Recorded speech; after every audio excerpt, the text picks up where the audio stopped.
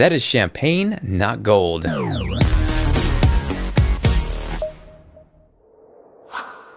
Hey guys, Jonathan here with TLD, and as many of you may or may not know, there's been a ton of leaks regarding Apple's upcoming iPhone 5C, and more specifically, over the past week or so, their upcoming iPhone 5S, which from the looks of it, it's pretty much all but official that we will see a quote-unquote gold iPhone 5S. Now I say that because I was able to get my hands on one of the leaked back casings, and it's definitely more of a champagne color. It's a little lighter, not so in your face when you think of the word gold. And initially, before I shot the video, I wanted to bring you a little more than just a first look at the back piece of a case. I can see that being a little bit boring, so I got the crazy idea to see if I could rip apart and dissect an iPhone 5, but put it back together inside the iPhone 5S housing. So it was tedious, but at the same time, it was fun seeing how much detail and precision goes into these pieces of technology that we use on an everyday basis and sometimes take for granted.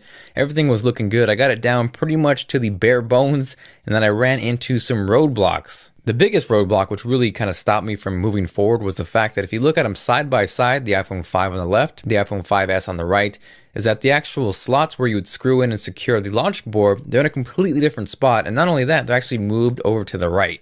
I could have half-assed it and kind of forced it in there and screwed it in certain spots, but it really didn't sit right, and I noticed if I was trying to insert the SIM card, it was giving me problems, and I really didn't want to ruin a perfectly good iPhone 5. So that actually shows me by Apple moving it over slightly to the right that they're going to beef up the processor but slim down the form factor, effectively leaving more room for battery on the left. If you notice, right now on the iPhone 5, the battery kind of just goes right to those screw slots, and by putting the same battery into the iPhone 5 housing, you can see there's a little more space for battery, which is definitely a good thing. Aside from that, there was a few small differences like the inner screws towards the top. Those were slightly different as well, and you can obviously see the cutout for the flash is different on the iPhone 5S, which obviously means we should see a much improved flash. On the outside, however, everything pretty much looks identical. The lightning port, the speakers, the headphones, the SIM card slot, even the buttons, they're all placed the same. We just really see those tweaks and differences on the inside. So at the end of the day, while I really wanted to bring you guys a fully functional iOS 7 equipped gold champagne iPhone 5S Frankenstein prototype,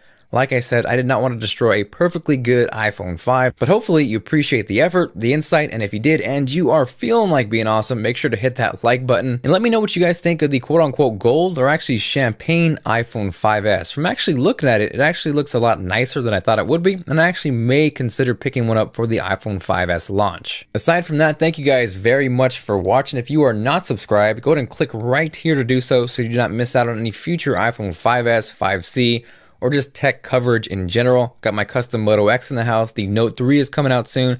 It is going to be one hell of a close to 2013 with all the technology coming out. So again, thank you guys, and I will see you later.